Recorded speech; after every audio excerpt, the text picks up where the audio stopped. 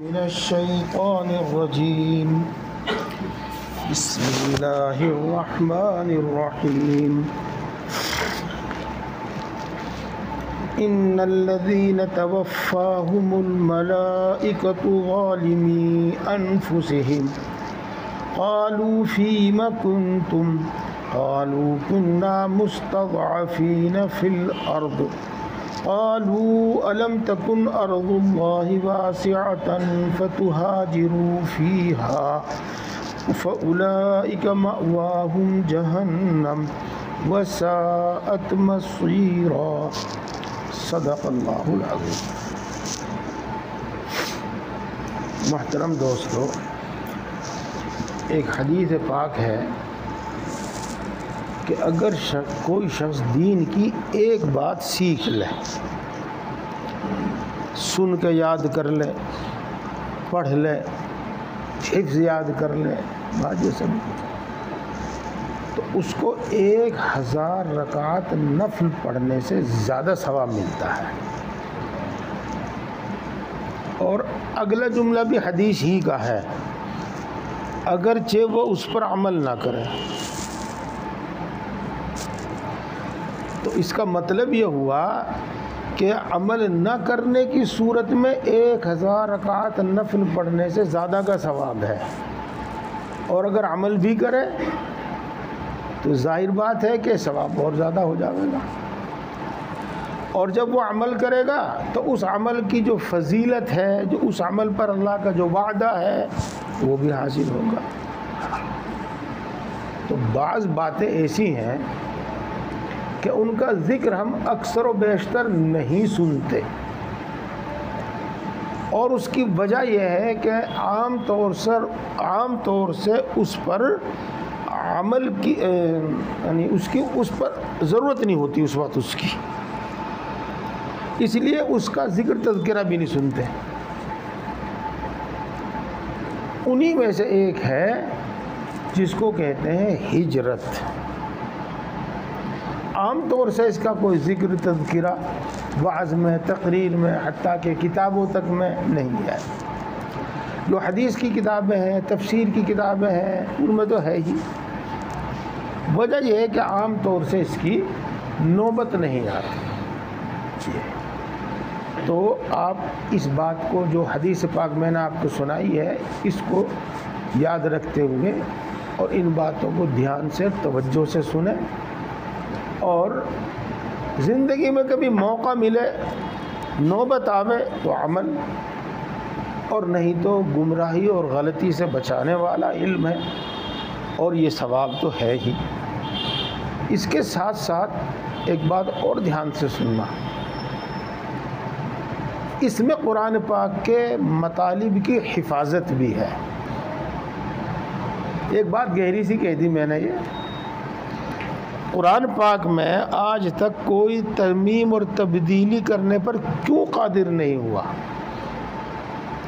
اس کی وجہ یہ ہے کہ یہ قرآن پاک 10 20 100 200 1000 2000 لاکھ 2 لاکھ آدمیوں کے اندر نہیں ہے، پوری امت میں ہے، یہ پوری امت میں ہے یہ۔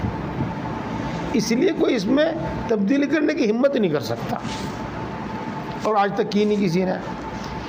ایسے ہی جب قرآن پاک کے مطالب پوری امت کے درمیان ہوں گے تو کوئی ان میں بھی تبدیلی کرنے پر قادر نہیں ہوگا، تبدیلی نہیں کر سکے گا۔ اس لیے میں نے عرض کیا کہ آپ اس کو دھیان سے سنیں گے انشاءاللہ العزیز، اس کا ثواب بھی ملے گا، کبھی نوبت آوے گی تو آپ عمل بھی کریں گے۔ ہجرت دین میں ایک بہت بڑا حکم ہے، اور قرآن پاک میں اکثر و بیشتر جہاں جہاد کا ذکر ہے، اس کے ساتھ ساتھ ہجرت کا بھی ذکر ہے بہت سے مواقع پر۔ ہجرت کیا ہے؟ ہجرت یہ ہے کہ جس شہر میں، جس ملک میں، جس جگہ میں ایسے حالات ہوں کہ وہاں آدمی اپنے دین پر عمل نہیں کر سکتا، اور اس سے بھی آگے بڑھ کر وہاں اس کی عزت و آبرو اور جان مال محفوظ نہیں ہے، تو وہ اس ملک کو، اس شہر کو، اس جگہ کو چھوڑ کر ایسی جگہ چلا جاوے جہاں پر اس کی عزت و آبرو جان مال بھی محفوظ ہو اور وہ آزادی سے دین پر بھی عمل کر سکے، اس کو کہتے ہیں ہجرت۔ اب میں آپ کو تھوڑی سی بات اور بتاؤں گا۔ کچھ لوگ ملک چھوڑ کر دوسرے ملک میں جاتے ہیں، لیکن ان کی غرض ہوتی ہے کہ وہاں ہمیں اچھی نوکری ملے گی، وہاں جا کر ہمیں اچھا کاروبار ملے گا، اسی طرح کی دوسری غرض ہوتی ہے۔ تو اس طرح سے ملک کے چھوڑنے کو یا شہر کے چھوڑنے کو ہجرت نہیں کہتے، صرف دین کی خاطر ملک چھوڑنے کو یا شہر چھوڑنے کو ہجرت کہتے ہیں۔ یہ اگلی بات ہے، ابھی پیچھے ذکر آیا تھا فَمَا لَكُمْ فِي الْمُنَافِقِينَ فِئَتَيْنِ وَاللَّهُ أَرْكَسَهُمْ۔ یہاں اس میں کہ ایک قبیلہ مکہ مکرمہ چھوڑ کر مدینہ منورہ آیا اور پھر وہ مدینہ منورہ سے واپس پھر مکہ مکرمہ میں چلا گیا، تو اللہ تبارک و تعالیٰ نے ان کو مرتد اور منافق کہا، اور وجہ اس کی یہ تھی کہ اس زمانے میں ہجرت اسلام کی علامت اور پہچان سمجھی جاتی تھی۔ یہ ہے، اس واسطے ہجرت کی بڑی اہمیت ہے۔ اب آپ پہلے اس کا ترجمہ سن لیں اور ترجمے کے بعد پھر میں اس زمانے کی وقت کی مناسبت سے کچھ مسائل بیان کروں گا انشاءاللہ۔ ان الذين توفاهم الملائکۃ ظالمی انفسهم، وہ لوگ جن کو فرشتے وفات دیتے ہیں اس حال میں کہ وہ لوگ اپنی جان پر ظلم کرنے والے ہیں۔ میں آپ کی توجہ چاہوں گا اور یہ بات دھیان سے ہی سمجھ میں آوے گی، امید ہے کہ پوری آ جاوے گی، اور نہیں بھی آوے گی تو آدھی ادھوری ضرور آ جائے گی۔ موت اور حیات اللہ کے قبضے میں ہے۔ اللہ کی صفات میں سے ایک صفت ہے محیی، زندہ کرنے والا۔ اللہ کی صفات میں سے ایک صفت ہے ممیت، موت دینے والا۔ یہاں اللہ قرآن پاک میں فرماتے ہیں جن کو فرشتے وفات دیتے ہیں، تو موت یا وفات فرشتے دیتے ہیں یا اللہ دیتا ہے؟ اس سے مجھے آپ کو کچھ سمجھانا ہے، اس لیے میں نے یہ سوال اٹھایا ہے۔ دیکھو، اللہ تبارک و تعالی تمام کام اپنی قدرت سے کرتا ہے، اور ہر کام اس کی قدرت سے ہوتا ہے، اس کے حکم سے ہوتا ہے، لیکن اس نے کچھ ظاہری اسباب رکھے ہیں ان کاموں کے۔ مثال کے طور پر بارش اللہ برساتا ہے، لیکن اللہ نے اس کا سبب مقرر کیا ہے کہ دریاؤں سے، سمندروں سے بھاپ اٹھتی ہیں اور وہ ایک مخصوص بلندی پر جاتی ہیں، وہاں وہ پانی جم جاتا ہے اور بادلوں کی شکل اختیار کر لیتا ہے، پھر ہوا چلتی ہے، پھر وہ ہوا ان کو ان علاقوں میں لے جاتی ہے جہاں اللہ تعالیٰ کو بارش کرنا منظور ہوتا ہے، پھر وہ وہاں آگے برستے ہیں۔ تو اس کا ایک ظاہری سبب ہے۔ تو ہم یہ بھی کہہ سکتے ہیں کہ بادلوں نے بارش برسائی، چونکہ یہ اس کا ایک سبب ہے، اور ایسا کہنے میں کوئی حرج نہیں ہے۔ اسی طریقے سے یوں بھی کہہ سکتے ہیں کہ اللہ نے اپنے فضل سے بارش برسائی، اور یہ بھی بالکل صحیح ہے۔ جب ہم یہ کہیں گے کہ اللہ نے اپنی قدرت سے، اپنے فضل سے بارش برسائی، تو یہ تو بالکل اپنی جگہ پر صحیح ہے ہی۔ لیکن جب ہم یوں کہیں گے کہ بادل برسے، بادلوں سے بارش ہوئی، تو اس کا مطلب بھی یہی ہوگا کہ اللہ کے مقرر کردہ نظام کے مطابق بارش ہوئی۔ امید ہے کہ بات سمجھ میں آ گئی ہوگی۔ یہ مولانا صاحب بیٹھے، یہ تو اسناد حقیقی، اسناد مجازی، پتہ نہیں کیا کیا باتیں کریں گے، جو خود ان کی بھی سمجھ میں نہیں آنے کی، ان کے شاگردوں کی بھی سمجھ میں نہیں آنے کی، لیکن میں نے آپ کو اس انداز میں بتا دیا کہ آپ سب سمجھ گئے۔ اسی طریقے سے آپ یہاں سمجھ لیجیے گا بات کہ موت اور حیات اللہ کے قبضے میں ہے، لیکن اللہ تبارک و تعالیٰ نے ان پر فرشتے مقرر کر رکھے ہیں، جیسا کہ حدیث پاک میں آتا ہے کہ جب بچہ اتنے دنوں کا ہو جاتا ہے تو پھر فرشتہ ماں کے پیٹ میں پہنچتا ہے اور اس میں روح ڈالتا ہے اور روح سے ہی زندگی ہوتی ہے. ہاں اسی طریقے سے یہ بات تو بالکل مشہور ہے، جانی پہچانی ہے کہ حضرت عزرائیل علیہ السلام موت روح قبض کرنے پر مقرر ہے، یعنی موت دیتے ہیں، وفات دیتے ہیں. تو یہ اللہ تبارک و تعالیٰ کا مقرر کردہ ایک نظام ہے. اب ہم یوں بھی کہہ سکتے ہیں کہ فرشتوں نے وفات دی، موت دی، اور یوں بھی کہہ سکتے ہیں کہ اللہ نے موت دی. یہ ہے، یہ کوئی ایمان اور یقین کے خلاف بات نہیں ہے، لیکن چونکہ اکثر و بیشتر ہمارے دل میں اللہ کی عظمت ہوتی ہے اور سب کا ہم انکار کرتے ہیں، سب کی ہم نفی کرتے ہیں، ایسے موقعوں پر ہم کسی دوسرے کا ذکر نہ کر کے اللہ ہی کا ذکر کرتے ہیں. اللہ نے بارش دی، اللہ نے بچہ دیا، اللہ نے موت دی، اسی کا ذکر کرتے ہیں. یہ بات ہے. اب ایک دوسری بات، اس سے پہلے بھی اس کا ذکر آ چکا ہے، لیکن یہاں بھی سمجھیے گا آپ، ظالمی انفسہم، ان لوگوں کو وفات دیتے ہیں جو لوگ اپنے اوپر ظلم کرنے والے ہوتے ہیں. کیا کوئی اپنے اوپر بھی ظلم کرتا ہے؟ ہاں اپنے اوپر ظلم کرتا ہے. کون؟ جو وہ کام کرتا ہے جس کام کا نتیجہ برا ہے، جو اس کو بھگتنا پڑے گا، تو اس نے خود اپنے اوپر ظلم کیا. امید ہے کہ بات سمجھ میں آئی ہو. جو شخص ایسے کام کرتا ہے جن کا نتیجہ برا ہے، جن کا پھل برا ہے، تو جب وہ برا کام کرے گا ظاہر بات ہے اس کا نتیجہ بھگتے گا، اس کا پھل بھگتے گا. ہاں تو چونکہ وہ برا ہوگا، تکلیف اس کو پہنچے گی، سزا اس کو ملے گی، اور وہ کام اس نے اپنے اختیار سے کیا، تو گویا کہ اس نے اپنے اوپر ظلم کیا. تو اپنے اوپر ظلم کرنے سے اکثر و بیشتر مراد ہوا کرتا ہے گناہ کرنا. اپنے اوپر ظلم کرنے سے قرآن پاک میں اکثر و بیشتر مراد ہوا کرتا ہے اللہ کی نافرمانی کرنا، اللہ کے حکموں کی خلاف ورزی کرنا. بات تو یہیں سے سمجھ میں آ گئی ہوگی، لیکن میں آپ کو ایک بات سمجھاؤں. حافظ لوگ تو بہت آسانی سے سمجھ لیں گے، آپ سب سمجھ لیں گے. اللہ تبارک و تعالیٰ نے 20ویں پارے میں بہت سی قوموں کو عذاب سے ہلاک کرنے کا ذکر کیا ہے. اور پھر اس کا آخر میں ارشاد فرمایا ہے کہ ہم نے ان کو دریا میں ڈبویا، اور ہم نے ان پر پتھر برسائے، اور ہم نے ایک ٹھنڈی ہوا چلا کے ان کو پوری کی پوری قوم، پورے کے پورے قبیلے کو ختم کر دیا، اور ہم نے ایک چیخ کے ذریعے ان کے دل اور کلیجے پھاڑ دیے اور سب کے سب مر گئے.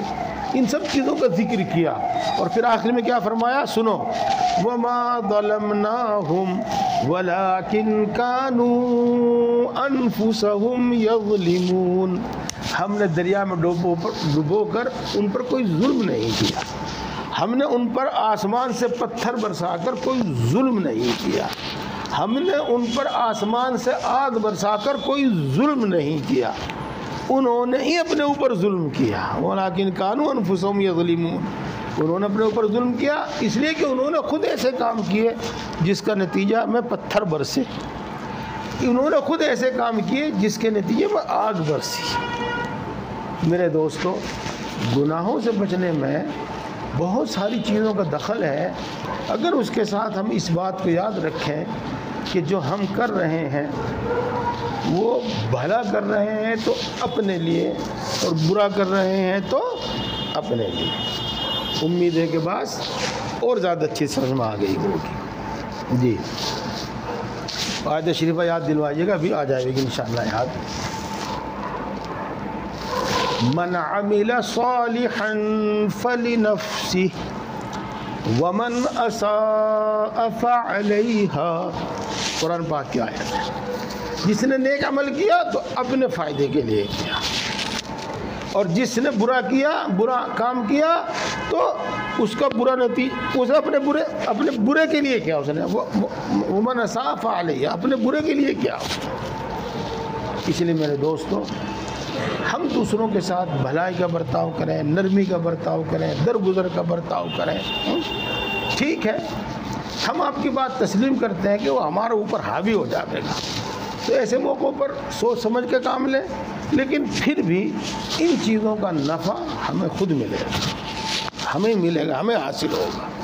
اور اگر ہم کسی دوسرے پر ظلم اور زیادتی کریں گے، ٹھیک ہے ہم ان پر حاوی ہو جائیں، ان پر غالب ہو جائیں، وہ ہم سے ڈر جائیں، لیکن ظاہر بات ہے کہ اس کا نقصان ہمیں خود ہی بھگتنا پڑے گا۔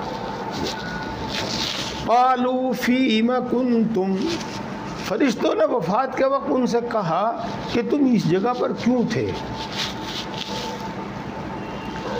تم نے یہ ملک کیوں نہیں چھوڑا، اور یہاں رہ کر تم فلاں فلاں احکام کو کیوں چھوڑ رہے تھے، ان اللہ کی فلاں فلاں حکموں میں خلاف ورزی کیوں کر رہے تھے۔ قالوا كنا مستضعفین فی الارض، تو انہوں نے کہا کہ ہم زمین کے اندر کمزور تھے۔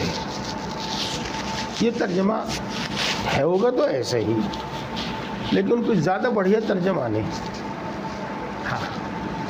ہم کو اس ملک میں اب مطلب بیان کر رہا ہوں، ترجمہ نہیں کر رہا ہوں، ہم کو اس ملک میں کمزور بنا کر رکھا گیا، یہ بالکل صحیح مطلب ہے اس کا۔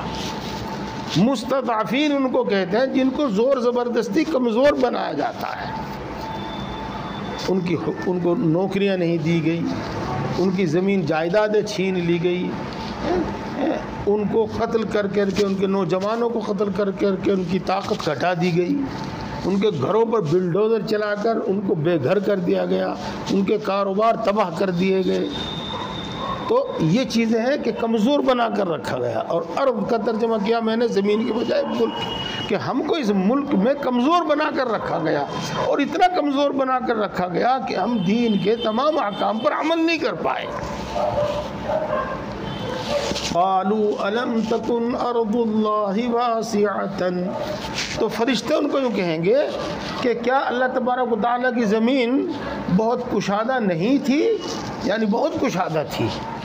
اس کا کیا مطلب ہوا؟ اس کا مطلب یہ ہوا کہ اگر آگے مطلب خود بیان کیا جا رہا، فتہاجروا فیہا، تو تم اس میں ہجرت کر لیتے۔ یعنی اللہ تبارک و تعالیٰ کی زمین کوئی چھوٹی نہیں تھی، اللہ تبارک و تعالیٰ کی زمین تو بہت وسیع تھی، بہت وسیع تھی۔ یہاں آپ کو کمزور بنا کر رکھا گیا تھا، تو آپ کسی دوسرے ملک میں چلے جاتے، کسی دوسرے شہر میں چلے جاتے۔ فرشتے یوں کہیں گے، فَأُولَٰئِكَ مَأْوَاهُمْ جَهَنَّمُ، تو ان لوگوں کا ٹھکانہ جہنم ہوگا۔ کن کا؟ وہ مسلمان جنہوں نے ہجرت نہیں کی اور وہاں پر کمزور ہونے کی وجہ سے کھل کر تمام احکام پر عمل نہیں کیا، ان کا ٹھکانہ جہنم ہوگا۔ وَسَاءَتْ مَصِيرًا، اور وہ بہت برا ٹھکانہ ہے۔ ابھی آپ فکر نہ کیجیے، کبھی آپ اپنے بارے میں اور ملک ہندوستان کے بارے میں ابھی سے سوچنے لگے ہوں، یا تھوڑی دیر ٹھہر جائیے اور پھر اس کے بعد سوچیے۔ إِلَّا الْمُسْتَضْعَفِينَ مِنَ الرِّجَالِ وَالنِّسَاءِ وَالْوِلْدَانِ لَا يَسْتَطِيعُونَ حِيلَةً وَلَا يَهْتَدُونَ سَبِيلًا، سوائے ان مردوں اور ان عورتوں اور ان بچوں کے جو کمزور تھے اور وہ اس ملک سے اور اس شہر سے نکلنے کی کوئی تدبیر نہیں کر سکتے تھے، یعنی معذور تھے، اور یہ ملک اور یہ شہر نہیں چھوڑ سکتے تھے، اور وہ کسی دوسرے ملک اور دوسرے شہر میں جانے کا راستہ بھی نہیں جانتے تھے۔ فَأُولَٰئِكَ عَسَى اللَّهُ أَن يَعْفُوَ عَنْهُمْ، تو امید ہے کہ اللہ تبارک و تعالیٰ ان کو معاف فرما دیں گے۔ وَكَانَ اللَّهُ غَفُورًا رَحِيمًا، اور اللہ تبارک و تعالیٰ بہت معاف کرنے والا ہے، بہت بخشنے والا ہے۔ آپ کے سوال کا جواب تو اسی میں آ گیا ہوگا، لیکن میں اس کی تشریح کرتا ہوں، اور اس کی تشریح یہ ہے کہ اس وقت پوری دنیا میں ممالک کے جو قانون بنے ہوئے ہیں، جو قوانین بنے ہوئے ہیں، ان قوانین کے تحت ہم ایک ملک چھوڑ کر دوسرے ملک میں جا کے آباد ہو جاویں، یہ کوئی آسان کام نہیں ہے۔ اور اگر تھوڑے سے آدمی جاویں اور زیادہ آدمی یہاں نہیں رہ جاویں، تو اس سے ہماری یہاں کی جو قوم ہے کم سے کم وہ تو کمزور ہو ہی جائے گی۔ اس وقت مسلمانوں کے جو حالات ہیں ہندوستان میں، اس میں کچھ لیڈروں کے اور خود جذباتی نوجوانوں کے فیصلوں کا بہت بڑا دخل ہے، بہت بڑا دخل ہے۔ آپ کو تو یاد نہیں ہوگا، تاریخ آپ نے پڑھی نہیں ہوگی، ہے تو ہم سے بھی بہت پہلے کی بات، لیکن بہرحال ہم نے کتابوں میں پڑھا ہے۔ انگریز کو ناکو چنے چبانے کے واسطے اور اس کو مجبور کرنے کے واسطے ایک زمانے میں مسلمانوں نے یہاں سے ہجرت شروع کر دی، اور بہت بڑی تعداد میں، لاکھوں یا کروڑوں کی تعداد میں، بہت بڑی تعداد میں افغانستان میں جا بسے۔ جب وہاں پر قافلوں پر قافلے جانے لگے، وہاں کے بادشاہ کو علم ہوا تو اس نے پابندی لگا دی کہ میرے ملک میں ادھر سے آ کر مت رکھو۔ تو چلو، اس نے تو جو کچھ کیا اپنے ملک کی مصلحت سے کیا، اس میں ہمارے ہندوستانی مسلمانوں کا یہ نقصان ہوا کہ ان کی تعداد اور طاقت کم پڑ گئی۔ اور آپ کو یہ بھی معلوم ہے کہ ہم جیسے مزدور آدمی ہی یہ کام نہیں کر سکتے، بلکہ بڑے پیسے والے لوگ، صاحب ثروت، صاحب اثر لوگ ہی ایک ملک سے دوسرے ملک میں جا کر رہیں گے۔ تو اس طریقے سے مسلمانوں کی مالی طاقت بھی کم پڑی، اور رہی صحیح کسر پوری کر دی تھی اس وقت جب 47 میں تقسیم ہوا ملک۔ آپ تھوڑا دھیان دیجئے، سوچئے گا، قریب 18 کروڑ بنگلہ دیش میں ہے مسلمان، اور قریب 20 کروڑ پاکستان میں ہے مسلمان، اور قریب یوں تو پتہ نہیں کم زیادہ بتاتے ہیں 25-30 کروڑ ہندوستان میں ہیں۔ آپ ان سب کو ملا لو، کتنے ہو گئے؟ 70 کروڑ ہو گئے، 60 کروڑ ہو گئے۔ تو ہماری اور ان کی تعداد قریباً برابر تھی۔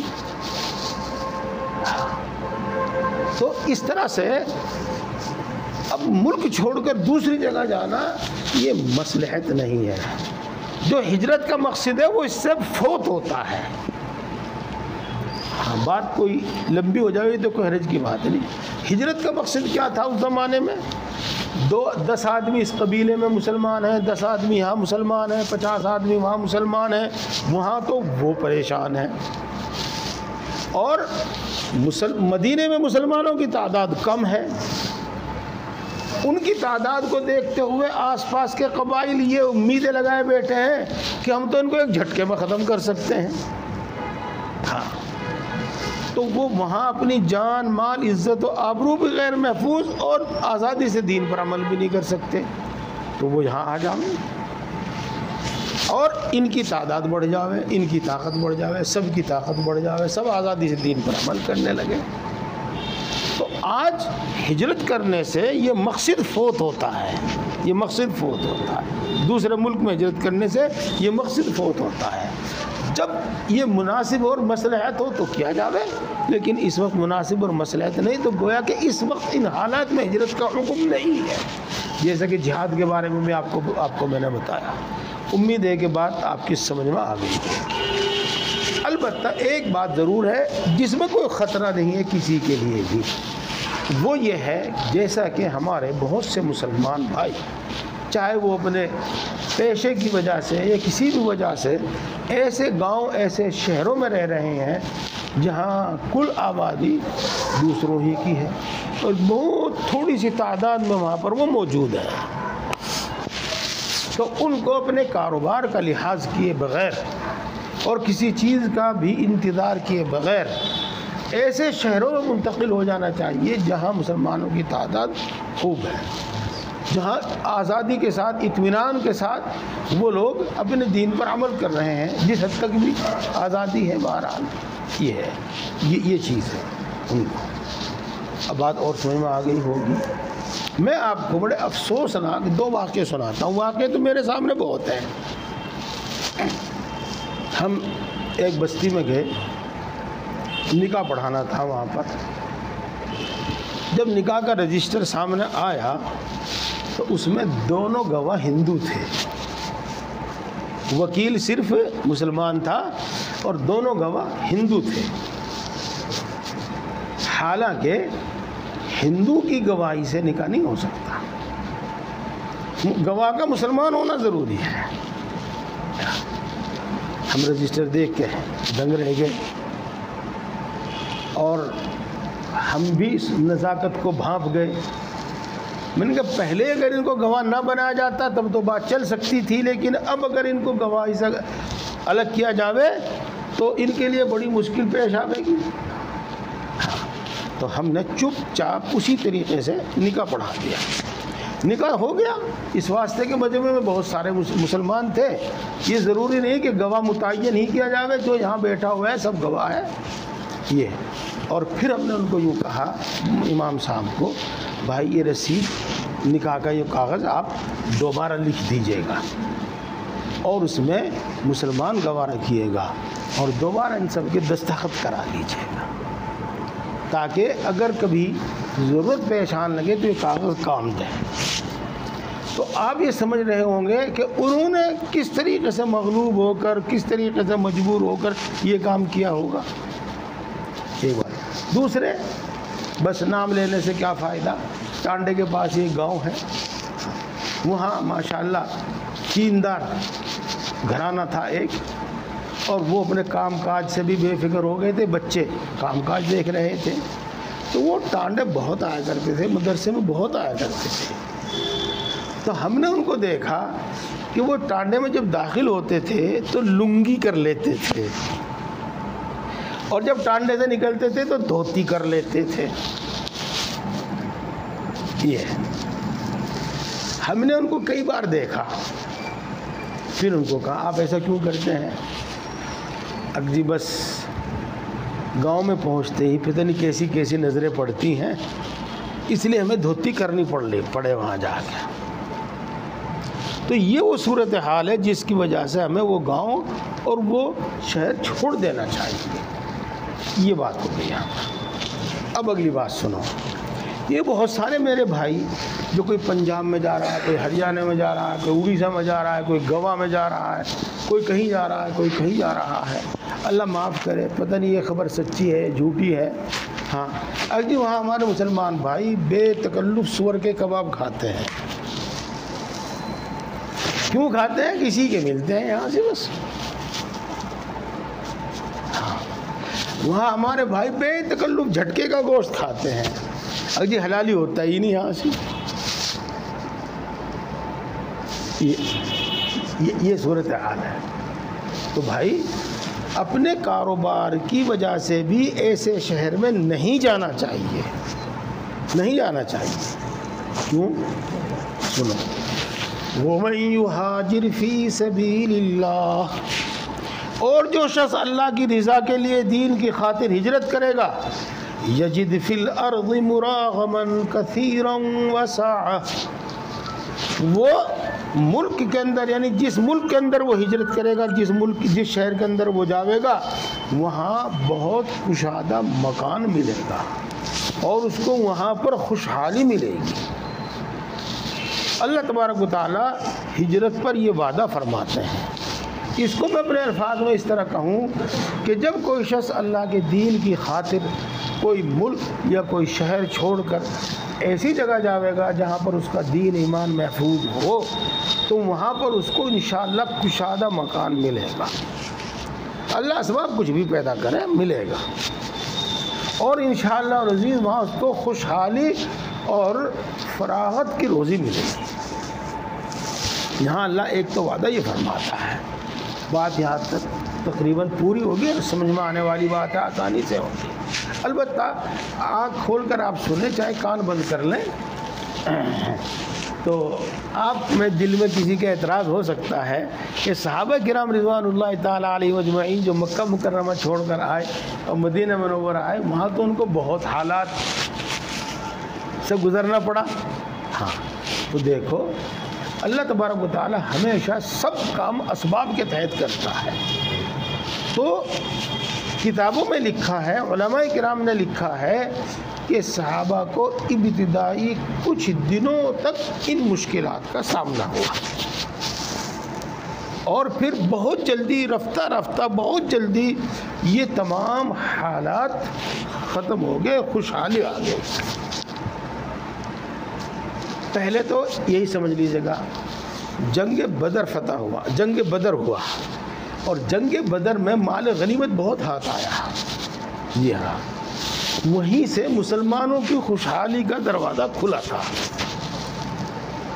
اور 6-7 سال کے بعد یہودیوں کی جو آبادی تھی، خیبر، بنو قینقاع، بنو نذیر وغیرہ، جو بہت دولت مند، بہت زمین جائیداد والے، بہت مال والے، باغات والے تھے، ان سب پر جب قبضہ ہوا تو مسلمانوں میں خوشحالی خوب آ گئی تھی، صحابہ میں خوشحالی آ گئی تھی۔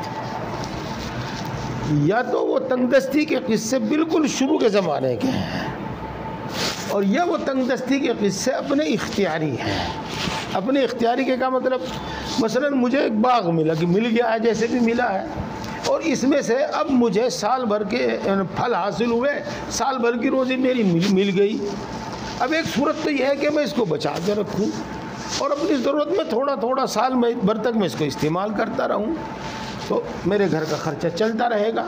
اور دوسری صورت یہ ہے کہ میں اس کو، اب میرے پاس آیا، میں نے اس کو ابھی غریبوں میں تقسیم کر دیا، جہاد کے موقع پر خرچ کر دیا، تو اب وہ تنگ دستی کو ایک اختیاری تھی، لیکن اللہ تبارک و تعالیٰ نے ان کو بہت جلدی خوشحالی عطا فرمائی تھی۔ یہ کتابوں میں لکھی ہوئی بات بتا رہا ہوں، میں آپ کو اپنی طرف سے نہیں بتا رہا ہوں، یہ ہے۔ لیکن چونکہ ترغیب اور ترہیب کے واسطے اکثر و بیشتر لوگ کتابوں میں تنگ دستی والے قصے تو بیان کرتے ہیں، خوشحالی والے قصے نہیں بیان کرتے، اور وعظ تقریر میں بھی وہی کرتے ہیں، جی ہاں۔ اس کی وجہ سے مسلمانوں کو ایک بڑی غلط فہمی حاصل ہو گئی، وہ غلط فہمی ہو گئی، اور صحابہ نے کس کس حالات میں دین کا کام کیا، صحابہ کس طرح شادی بیاہ کرتے تھے۔ تو کوئی گستاخ بدتمیز کہتا ہے صحابہ کے پاس تھا ہی کیا جو شادیوں میں خرچ کرتے، وہ جو بدتمیز بولتا ہے، ہاں نہیں، مجھے اس وقت یاد نہیں، صحابہ کرام رضوان اللہ تعالیٰ علیہ مجمعین میں کتنی بڑی تعداد ایسے صحابہ کی تھی جو بہت دولت مند مانے جاتے تھے۔ عثمان غنی رضی اللہ تعالیٰ عنہ کو تو سب جانتے ہی ہیں، حضرت عبد الرحمن ابن عفان، ہاں ان کو بھی سب جانتے ہیں کہ بڑے دولت مند تھے وہ۔ بہرحال یہ اپنی جگہ پر بالکل سچ ہے اور حق ہے۔ ایک دوسری بات میں آپ کو اور بتا دیتا ہوں، ہاں آپ سرچ کرنا اور کسی سے پوچھنا کہ پاکستان میں اب تجارت کن کے ہاتھ میں ہے، اور حکومت میں زیادہ تر لوگ کون رہے۔ یوں بتاتے ہیں کہ جو لوگ ہندوستان سے ہجرت کر کے گئے وہ تجارت میں زیادہ ہے، جی ہاں۔ حضرت مفتی شفیع صاحب رحمۃ اللہ علیہ اسی بارے میں فرماتے ہیں کہ جو لوگ یہاں پریشان حال دکھائی دیتے ہیں، یا تو ان کی نیت اچھی نہیں تھی ہجرت کے وقت، یہ، اور یا انہوں نے خود کسی وجہ سے ایسی نوبت آئی، ورنہ یہاں جتنے لوگ ہجرت کر کے آئے ہیں وہ بہت جلدی بڑی خوشحالی میں آ گئے، یہ ہے۔ اچھا ایک بات اور بتا رہے ہیں، میں اس کو پہلے زبانی بتاؤں تو پھر اس کا ترجمہ ہو جائے گا، بات پوری ہو جائے گی۔ اللہ تبارک و تعالیٰ کا بہت جگہ فیصلہ محض انسان کی نیت پر بھی ہو جاتا ہے، عمل ہو یا نہ ہو۔ اسی واسطے حدیث پاک میں آتا ہے نیت المؤمن خیر من عملی، کہ مومن کی نیت اس کے عمل سے بہتر اور افضل ہے۔ میں اس کو لمبی نہ کر کے مختصری بات بتاتا ہوں۔ ایک شخص نے ارادہ کیا کہ انشاءاللہ میں قرآن پاک ناظرہ پڑھوں گا، ایک شخص نے ارادہ کیا میں انشاءاللہ قرآن پاک حفظ کروں گا، اور وہ اپنی سی کوشش کرتا رہا، اور مان لو حفظ ہونے سے پہلے اس کی موت آ گئی تو انشاءاللہ حافظوں میں شمار ہوگا۔ وہ کوشش کرتا رہا کہ میں قرآن پاک پڑھوں گا، اور مان لو کہ قرآن پاک ناظرہ پڑھنے سے پہلے اس کی موت ہو گئی تو انشاءاللہ العزیز قرآن پاک کے پڑھنے والوں میں اس کا شمار ہوگا۔ ایسے ہی کوئی شخص احرام باندھ کر جاتا ہے، یا احرام بھی نہ باندھے، احرام تو ہم جا کر میقات پر باندھتے ہیں، اور حج کے نیت سے نکل جاوے اور راستے میں اس کی موت آ جاوے اور حج نہ ہو تو انشاءاللہ اس کو حج کا ثواب ملے گا۔ ایسے ہی اگر کوئی شخص ہجرت کی نیت سے اپنا وطن چھوڑ دے اور راستے میں اس کی موت آ جاوے، جہاں اس کو جانا ہے وہاں تک نہ پہنچ پاوے، تو ہجرت کی فضیلت اور ہجرت کا ثواب اس کو بھی ملے گا۔ یہ مطلب ہے اس اگلی آیت شریفہ کا، وَمَن يَخْرُجْ مِن بَيْتِهِ مُهَاجِرًا إِلَى اللَّهِ، اور جو شخص اپنے گھر سے اللہ کی طرف ہجرت کی نیت سے نکل گیا، اللہ اور اس کے رسول کی طرف ہجرت کی نیت سے نکل گیا، ثُمَّ يُدْرِكْهُ الْمَوْتُ، پھر اس کو موت نے آ پکڑا، فقد وقع اجرہ علی اللہ، تو اللہ کے ذمے اس کا ثواب ثابت ہو گیا۔ وکان اللہ غفورا رحیما، اور بے شک اللہ تبارک و تعالی بخشنے والا رحم فرمانے والا ہے۔ اللہ تبارک و تعالی ہم سب کو سمجھ اور عمل کی توفیق